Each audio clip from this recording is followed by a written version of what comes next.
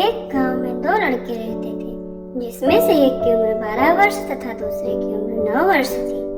उनके बीच में गहरी दोस्ती थी। एक बार वे दोनों खेलते खेलते जंगल की तरफ चले गए।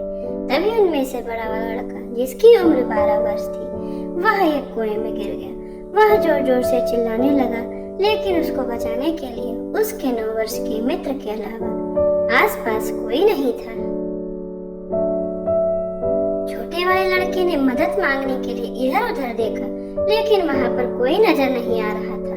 तभी उस छोटे लड़के को एक रस्सी से बंधी बाल्टी दिखाई दी। उसने जल्दी से उस बाल्टी को कुएं में फेंका और अपने दोस्त को कहा कि वह उस बाल्टी को पकड़ ले।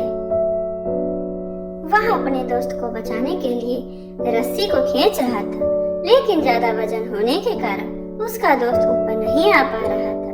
लेकिन उसने बार बार प्रयास किए और पूरा दम लगाकर आखिरकार अपने दोस्त को कुएं से बाहर निकाल ही लिया। वे दोनों रो रहे थे, लेकिन खुश थे। वे गांव की तरफ जाने लगे, लेकिन वे डर रहे थे कि घर जाकर क्या कहेंगे। जब वे गांव गए और उन्होंने अपने घर वालों को सारी बात बताई, तो किसी ने भी उनकी बात पर विश्वास नहीं किया। सब लोग यही कह रहे थे कि एक 9 वर्ष का बच्चा एक 12 वर्ष के बच्चे को कुएं से खींचकर कैसे बाहर निकाल सकता है, यह असंभव है। तभी वे लोग एक बुजुर्ग के पास गए, जो गांव के सबसे बुद्धिमान व्यक्ति माने जाते थे। उन्होंने बुजुर्ग को सारी बात बताई और कहा कि एक 9 वर्ष का छोटा सा बच्चा 12 वर्ष के बच्चे को कुएं में खींचकर कैसे बाहर निकाल सकता है। बुजुर्ग ने हंसते हुए कहा, आसान है। बड़े लड़के ने बाल्टी को पकड़ा और छोटे लड़के ने रस्सी खींचकर उसे बाहर निकाल लिया। सारे लोग उस बुजुर्ग की तरफ देखने लग गए।